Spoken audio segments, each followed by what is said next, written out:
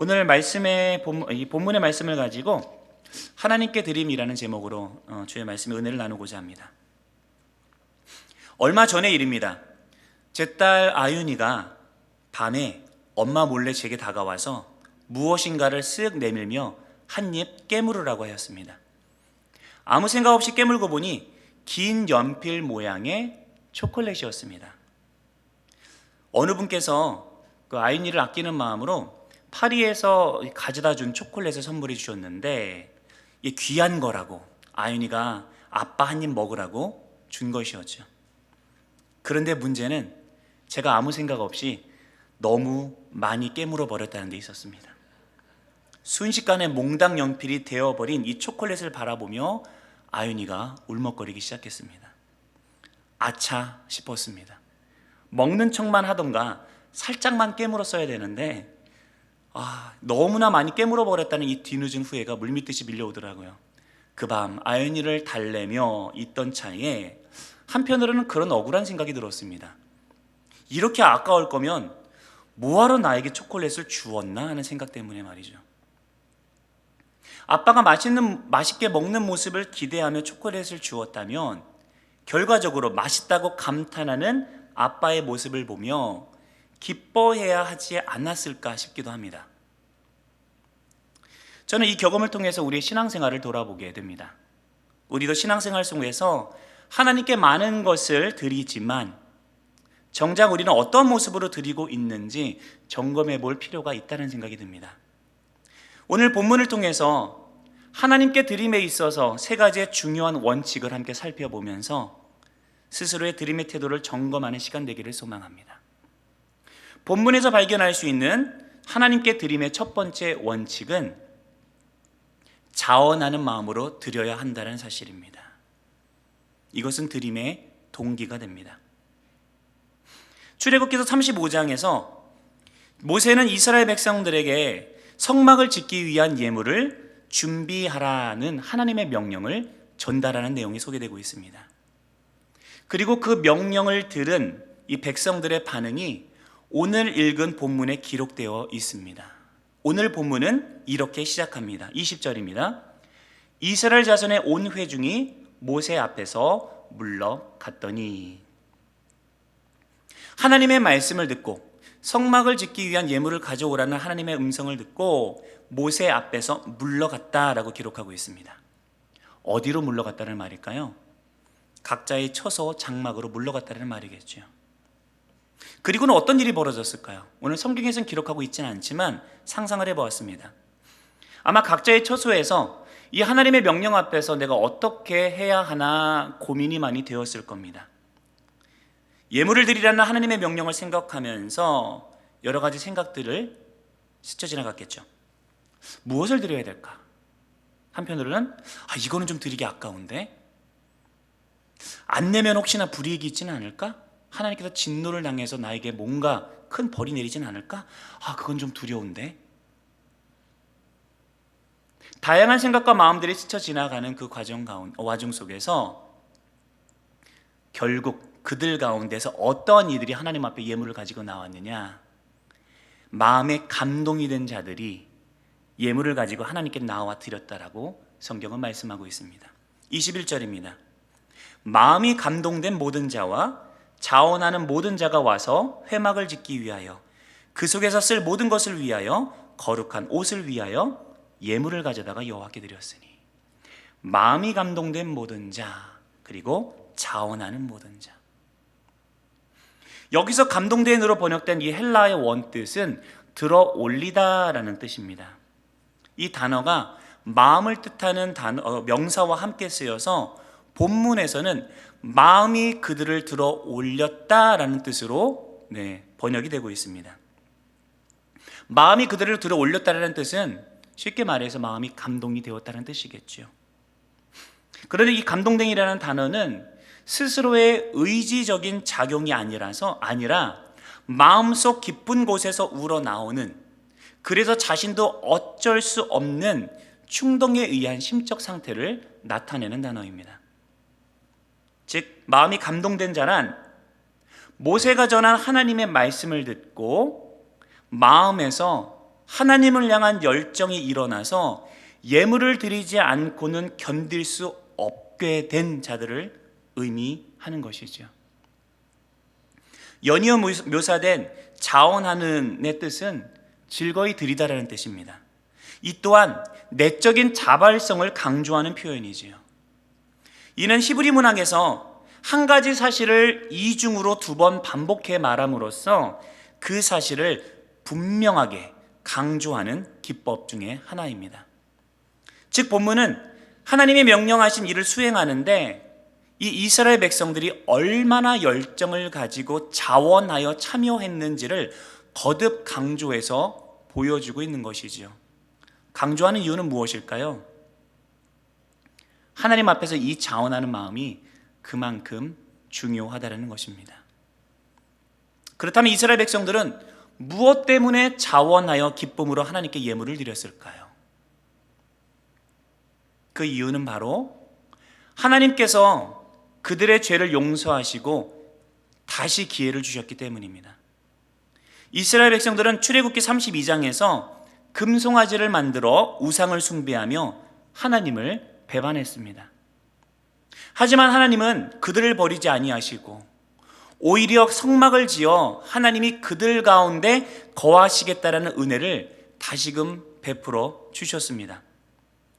자신들의 죄악으로 하나님의 진노 속에서 모든 것을 잃어버리고 망하게 된 이 절망의 상황 속에서 역전되어서 하나님과 동행하는 기회를 다시 받았으니 그들의 마음 가운데 얼마나 큰 감동이 있었을까요? 이들의 감사와 감동이 얼마나 컸던지 출애굽기서 36장 4절 5절에서는 성소에서 일하는 자들이 하던 일을 멈추고 모세를 찾아와서 이스라엘 백성들이 이제 그만 예물을 가져오게 하십시오라고 요청을 하는 장면이 소개되기까지 합니다. 하나님의 베푸신 은혜를 깊이 묵상하며 감사하는 마음이 이스라엘 백성들의 가슴 속에서 들끓었기에 그들은 그 열정을 이기지 못하고 자원하여 하나님 앞에 넘치도록 예물을 드린 것이죠. 절망 속에서 은혜를 얻은 소망이기에 이들은 더욱 감동이 되었을 것입니다. 이 마음을 예수님께서는 누가복음에서 이렇게 설명하셨습니다. 누가복음 7장에서는 한 여인이 예수님께 향유를 붓는 장면이 소개되고 있습니다. 이를 본 바리새인이 어찌 부정한 여자가 예수님 자신을 만지도록 허락할 수 있느냐며 속으로 비방하자 예수님께서는 그 자리에서 500데나리온과 50데나리온을 빚진 자가 탕감받은 비유를 들려주시죠. 그리고 물으십니다. 이들 중에서 누가 더 많이 탕감해준 이를 사랑하겠느냐? 당연히 많이 탕감함을 받은 자가 더 많이 사랑하겠죠. 그러자 예수님께서 이렇게 말씀하셨습니다. 누가복음 7장 47절입니다. 이러므로 내가 내게 말하노니 그의 많은 죄가 사하여졌도다. 이는 그의 사랑함이 많음이라. 사함을 받은 일이 적은 자는 적게 사랑하느니라. 예수님의 결론이셨습니다. 사함을 받은 일이 많은 자가 사랑함이 더 많다라고 지금 예수님은 말씀하고 계신 것이죠.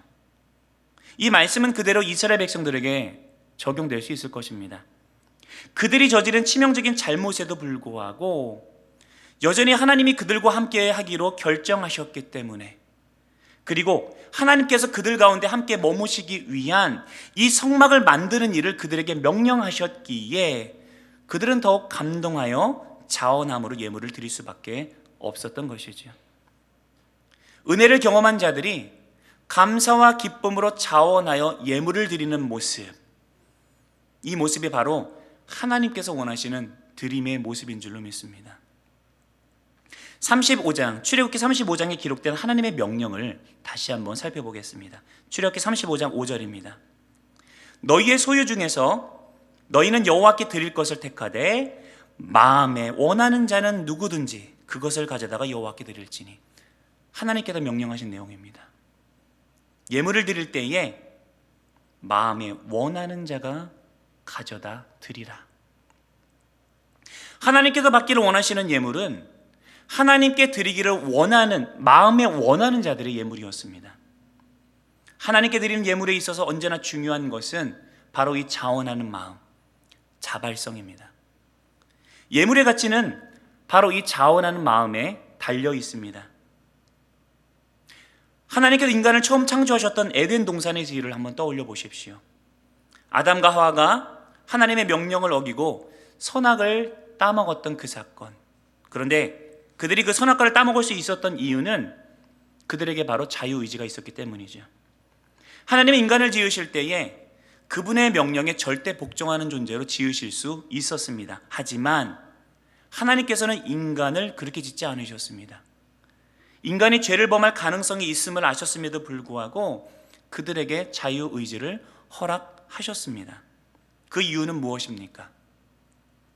하나님께서는 우리가 로봇처럼 하나님께 복종하는 존재가 아니라 우리 자신의 의지로 하나님을 사랑하고 자원하는 마음으로 그분께 순종하는 존재이기를 원하셨기 때문입니다. 마찬가지로 예물을 드리는 데 있어서도 우리의 자원하는 마음이 하나님께는 매우 중요합니다. 왜냐하면 이 자발성이야말로 주를 향한 우리의 사랑의 참된 증거가 되기 때문입니다. 본문에서 이스라엘 백성들은 하나님의 은혜에 감격하였고 이에 감동되어 열정으로 자원하여 주님 앞에 예물을 드렸습니다. 그리고 바로 이 예물이 하나님께서 기뻐하시는 예물이었고 이 자원하는 마음으로 드려진 예물들이 모여서 결국 하나님께서 거하시는 성막을 이루었다는 사실을 기억하시기 바랍니다. 우리에게 있어서 하나님께 드림에 이 자원하는 마음이 있으십니까? 이 감동을 가지고 하나님께 여러분은 헌신하고 계십니까? 감동 없이 그저 습관적으로 드리고 있다면 그 이유는 무엇일까? 시급히 점검해 보아야 합니다. 왜냐하면 감동이 식어진 채 드리는 예물은 주를 향한 예물이 아니라 나의 의가 되기 때문입니다. 감동으로 드린 예물 앞에서는 내가 하나님 앞에 아무리 귀한 것을 가져다 드려도 정말 그 은혜에 비하여 보잘것이 없습니다라는 겸손이 나오지만 감동이 식어진 예물 앞에서는 내 공로와 자랑이 머리를 치켜들기 마련이기 때문입니다. 그런데 문제는 우리 일상에서 반복적으로 드리는 예물과 이 헌신 앞에서 우리는 사람인지라 감동이 식어지기 마련이라는 것이죠. 어떻게 해야 이 식어진 가슴을 다시금 덮이고 자원함으로 하나님 앞에 기쁨으로 헌신할 수 있는 것일까요?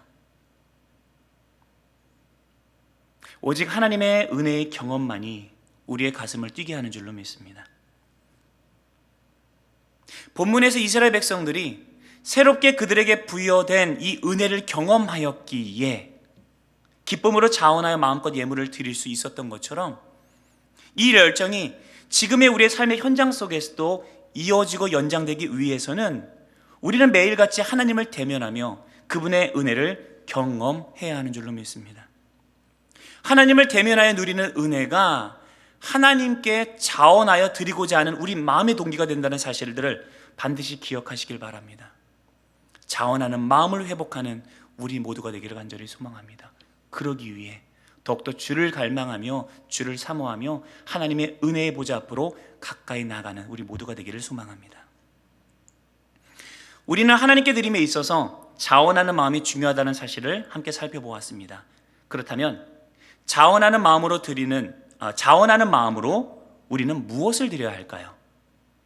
하나님께 드림의 두 번째 원칙은 다양한 각자의 최선을 드려야 한다는 것입니다. 이것이 드림의 내용입니다. 22절에서 28절을 보시면 마음에 원하는 남녀가 와서 각양각색의 예물을, 물품을 하나님께 헌물하는 장면이 소개되고 있습니다.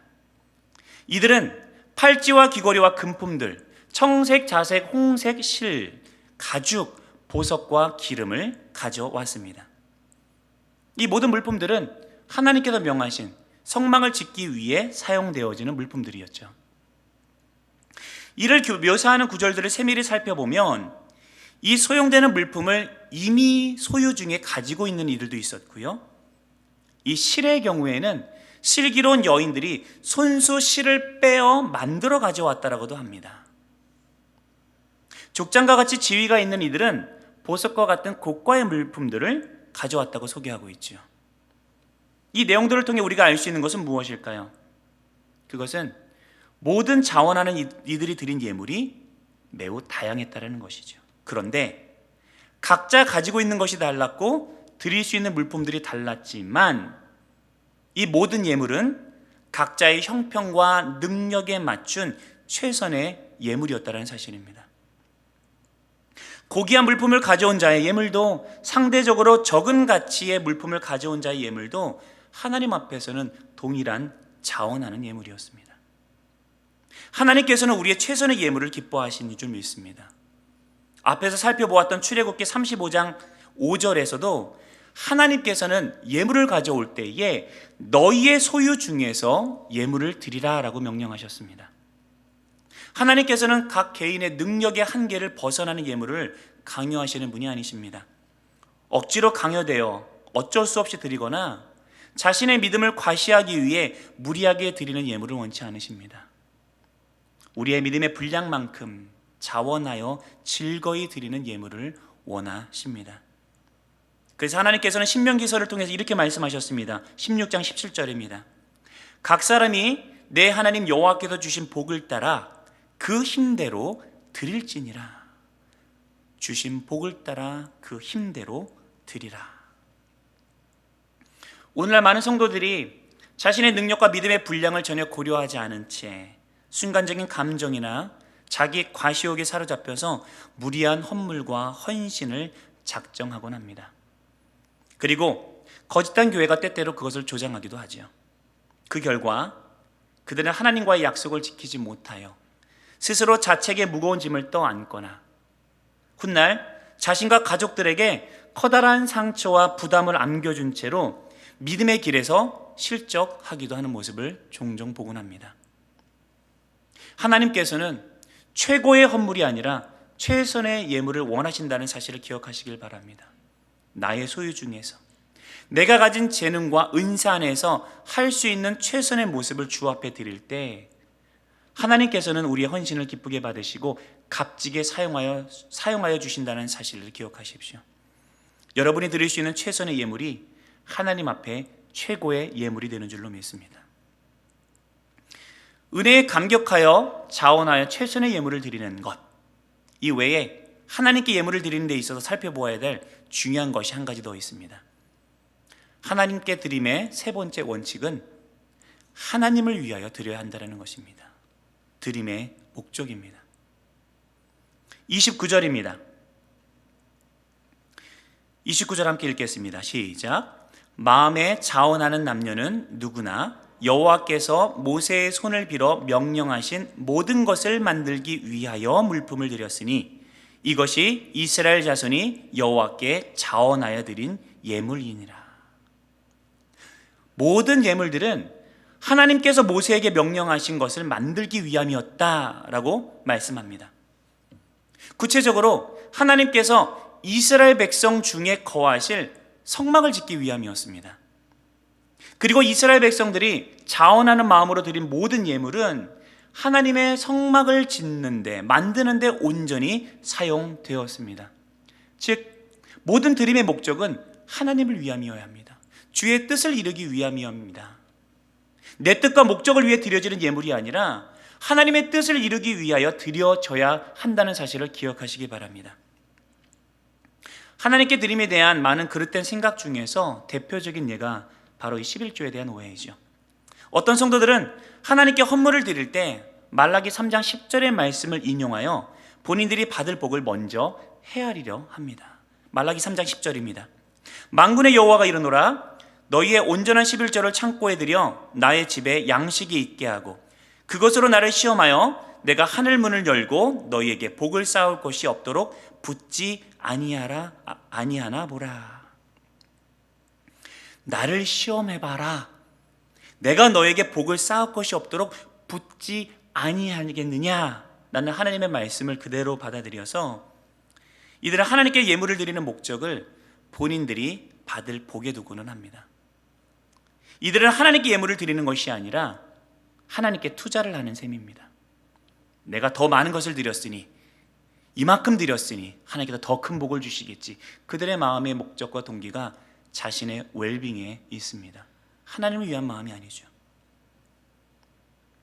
본문에서 이스라엘 백성들은 하나님께서 명령하신 성막을 만들기 위한 그 순수한 목적으로 힘껏 헌물하였고, 그 목적을 위해 이들의 예물이 아름답게 사용되어졌다라고 성경은 기록하고 있습니다.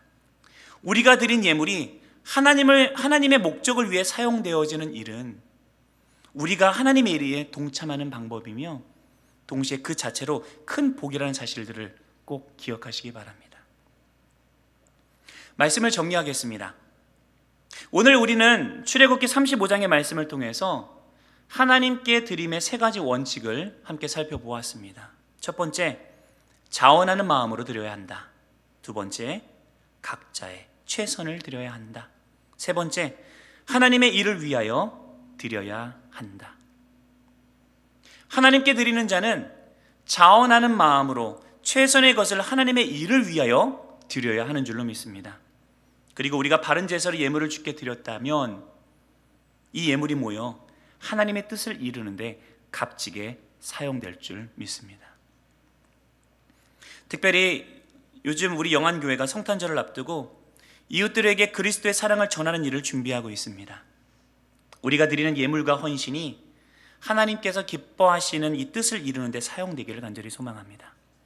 주님의 은혜에 감동된 마음으로 기쁨과 감사의 최선을 올려드리며 하나님의 뜻에 동참하는 우리 모두가 되기를 우리 주의 이름으로 간절히 축원드립니다.